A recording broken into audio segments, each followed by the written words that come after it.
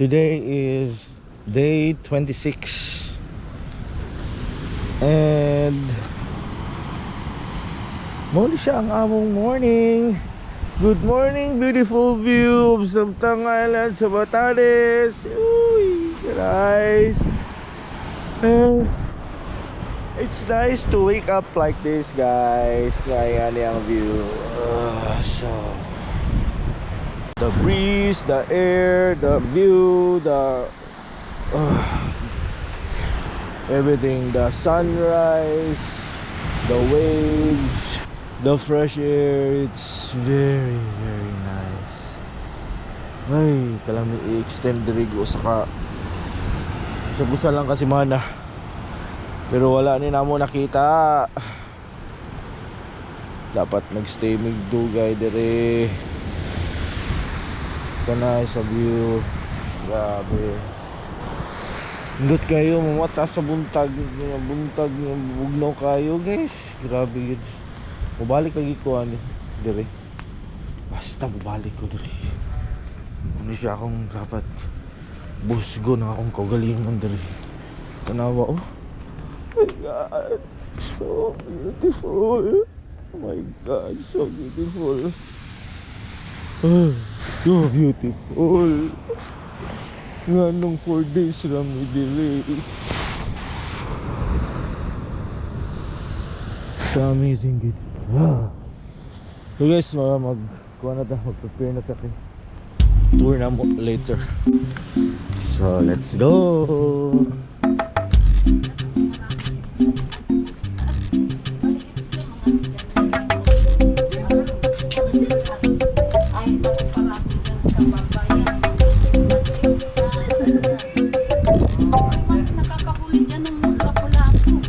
Morning po. Siyang may-ari, siyang may-ari. Okay, kasi Nanay Adela po. This is Nanay Adela, ang tag-iya sa mong gistayhan nga Sabtang Lighthouse. Siya pud ang owner sa tibuok yuta, palibot sa lighthouse. Sayo sa buntag pa lang, niabot na si Nanay Adela para dalhan mi og among pamahaw. Simple ra kaayo ang pagkaon, pero grabe yun ka special para namo. Ang nakanindot pag yun, kaya mga vegetables ngayang giandam kay tanan organic. Direkta gyud gikan sa iyang kaugalingon nga uma. And unsay nakanindot ani, kay worth 100 ni siya kada usa namo. Natay fresh nga broccoli, fresh tomatoes, fresh nga lettuce, og fresh nga fish para sa atuang breakfast. Kaon jud mo maayo kay later hinutdanay ta sa kusog sa atuang half-day activity sa atuang first day sa Sabtang Tour. Sa front ko. Ay, Kuya Albert, Mao ni ang day 1 sa atuang Sabtang Tour. Di na nato dugayon guys. Let's go!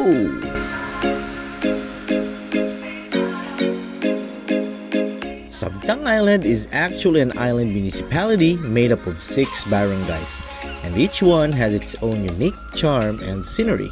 Small island ra siya, pero daghan kayo beautiful spots na pwede gud nimo ma-explore. By the way, our tour guide for today is still Kuya Albert, the same guide who accompanied us during our North Tour and South Tour in Batan Island. Since Katie, Kenken, and I are staying at Sabtang Lighthouse as our accommodation, Kuya Albert travels to Sabtang early this morning just to fetch us here. For today's adventure, our first destination is Barangay Sumnangan. Kuya Albert already plans our route ahead of time. His strategy is to avoid the crowd and other tourists, so he carefully schedules the spots we will visit. Hopefully lang yun, wala lagi mga tao inig-abot nato dito later. So, enjoy the video and the beautiful views ng atuang magian while mag-travel padulong sa Sumnangan.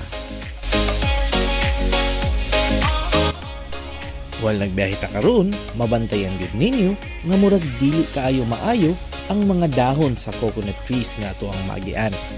Tungod kay ang Batanes agianan masabagyo, mao maglisod gyud ang mga lubi sa pag-recover. As mentioned sa atong tour guide, dili gyud mapuslan ang mga lubi sa ilang isla. Kay before pa man sila makabunga, maharos na pud sila sa sunod na pud nga bagyo nga moagi dinhi sa ilang isla.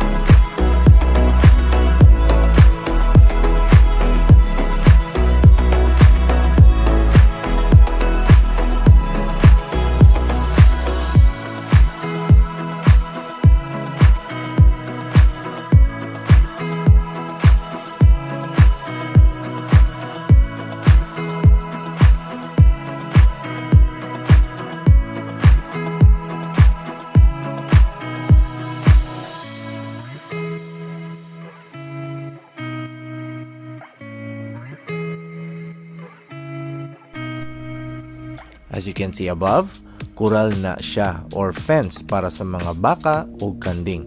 These are private-owned lands, gigamit good for grazing sa mga cows and goats. Makita nimo ang mga hayop sa layo, they can roam around freely. Importante kayo ni sa daily life sa mga locals diri sa Batanes.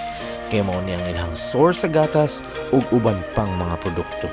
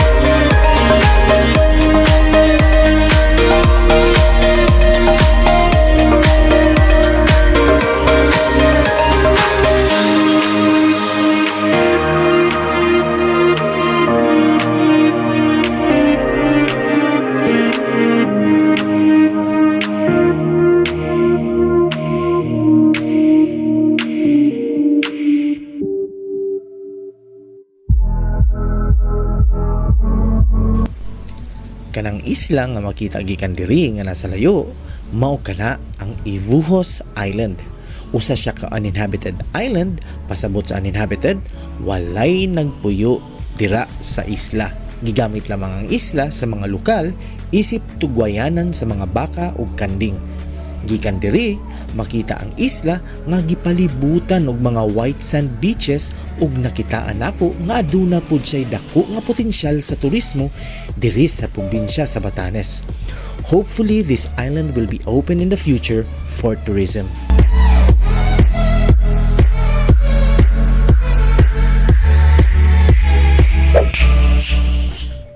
We had just arrived in Sumnanga village in Sabtang.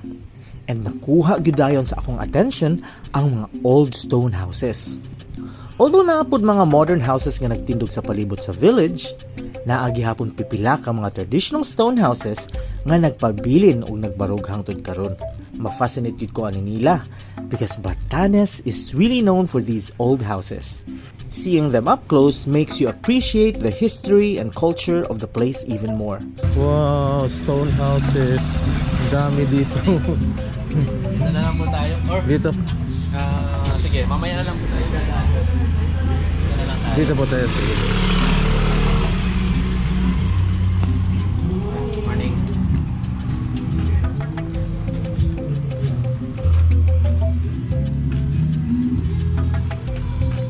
Yung mga vernacular houses, usually po may mga dead coral na, Yeah. na mga... Saan po nung kinukuha yan? Usually sa mga shore, Sa shore mga iba, talaga sa bundok, Sa may bundok. mga coral din po doon. Dahil yan din po yung mga palatandaan na nakalubog po yung Batanes noong unang panahon. Mm. Usually nakikita natin sa may hamba po yan o di kaya sa mga corner. Pero yung iba po kasi ni-renovate na po. Mm. Dahil sa hirap po ng pagkuha po ng or bawal kasi yung mag-collect na ng mga stone na gagawin ng limestone. Mm. So walang choice po yung mga may-ari kundi mag-modern po sila. Mm. Morning. Ano Ito rin po, yung kapag yung finishing po talaga niyan, parang palitada po siya. Pero dahil protected or wala na pong resources or yung mga material, lumalabas ngayon yung mga stone. Kaya kita natin, pero para sa akin, mas maganda yung lumabas yung stone. Nakakaiba. Some people here have already switched to modern houses because the government has banned the extraction of stones and other raw materials on the island. Wala akong dito. May mga butas-butas din dyan na doon po nila pinapapasok yung pipe. Tapos tatali nila dyan yung lubid, paikot po doon sa bubong. Para additional protection pagka may masama pong panahon. Talagang mga tao dito, nakahanda talaga yung mga bahay nila. Strong typhoon talaga eh. Pati yung mga bubong. Ganito din yung Grabe. bahay ko doon, kuya. Sa Cebu? Oh? Gagawin mong ganito? Pwede. Pwede tayo dito. Yan yung akyatin natin, pupunta tayo sa taas na yan. That's the Ijang or the fortress na iba. The reason why we came here to Sumnanga village is not just because of the old stone houses. Ang among main purpose good is to see the Ijang, or one of the ancient fortresses here in Sabtang. While we were walking around the village, nakabantay mi og gamay nga church ug usa ka small school along the way. What also caught our attention was that their roofs are made of concrete. Klaro kayo nga gi-prepare gyud nila ang ilang structures against the strong typhoons that frequently hit Batanes. Makita nimo nga very practical gyud ang mga Ivatan when it comes to building their homes and buildings. According to Kuya Albert, gamay ra kayo ang students sa school dire. Mao nga they combine different grade levels in just one classroom. Usa ra ka teacher ang mo-handle sa klase, bisan pa man og 3 different grade levels ang nasa sulod sa classroom. Simple man siya paminahon, pero it shows how the community adapts and makes the most of what they have. Naka-assist naman kayo. Ako'y kuha na nabi, bag. Ako na lang sir, kasi may energy pa ako. Sige. Getting to the Ijang or the fortress is not easy. You have to pass through an inclined road going uphill. Mayo na lang kay the road is already paved or sementado. So dili kayo lisod lakwon compared sa una, madili siya sementado and rough pagyud ang agianan. Even so, medyo challenging gihapon ang pagsaka. Since Katie and Kenken are not really used to hiking, medyo naglisod gyud sila gamay. Pero padayon lang mi sa hinay-hinay, enjoying the walk and the views along the way. Hopefully, makaya ra gyud nila and we'll all make it to the top. Nice kayo yun. Grabe yun. Amazing kayo yun. Alam mo, na siya kuhan yun. Ay, dagat? Hala, dagat yun. Bro, siya ko lang kung ano, murag lake. Hala, ka nice yun. Hala, pa-picture to diri yun. Hala. Hala, ka nice yun. Pero yung ginahawin natin sa Hongkong area na ito. Grabe, ang ganda. So yung ito, kapag nangko doon ka sa baba, yung stone dyan is para siyang sila yun. Oo nga, no? Oo. Para siyang sila yun. Saka meron din formation to eh. Hindi ko lang makakala. Parang king-kong.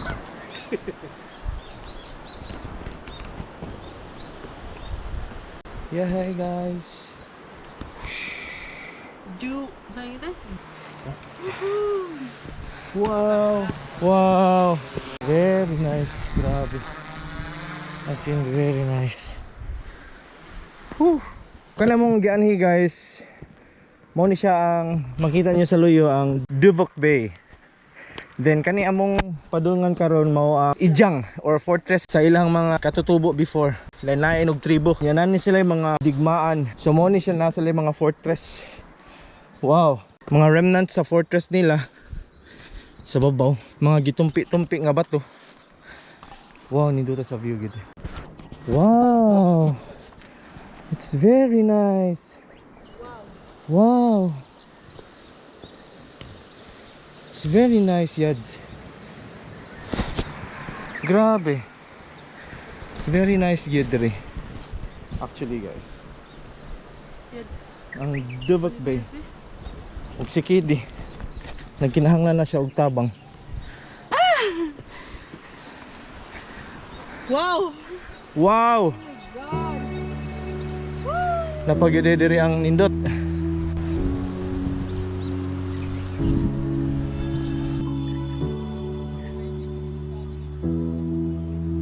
Tour muna tayo.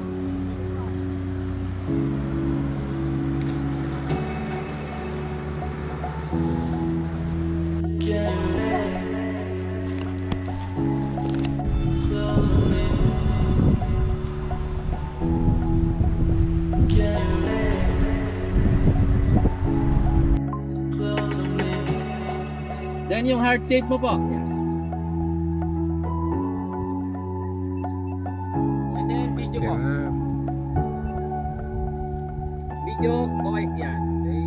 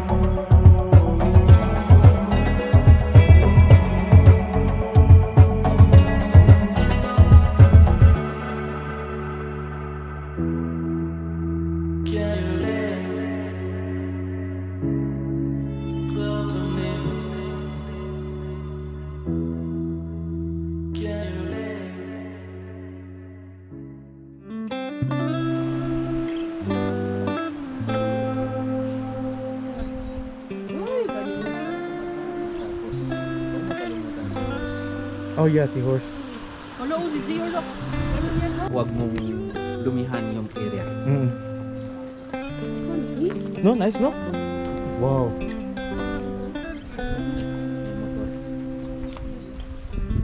Pwede siguro tayo dito. Dire ka Yads, pa-picture ka? Ingat lang tayo. Na yung mga boulders Yads. Kanindot guys. Grabe yung mga boulders. Then the view. Very nice. As in, wow. It feels like you're in another country like Guam or Hawaii. That's how it feels here. Grabe, ang ganda. So, super.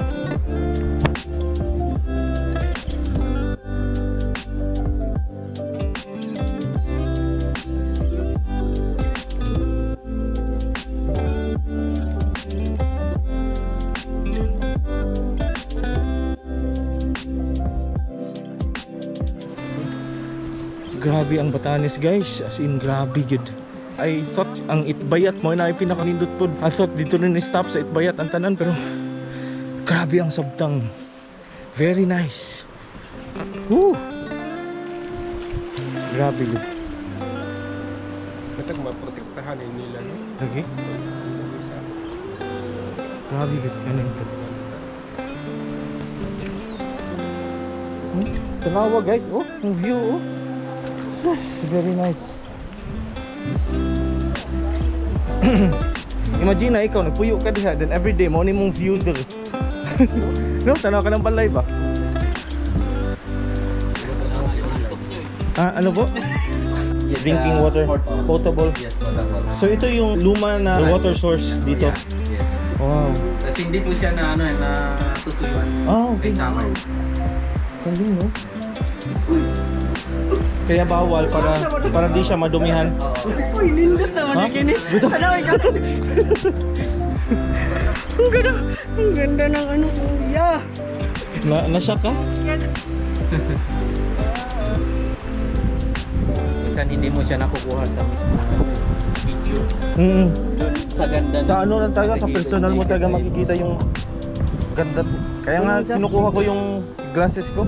Maganda na nga sa picture. Mm. Oh, what more dun sa ano? Sa actual. Yeah. Grabe.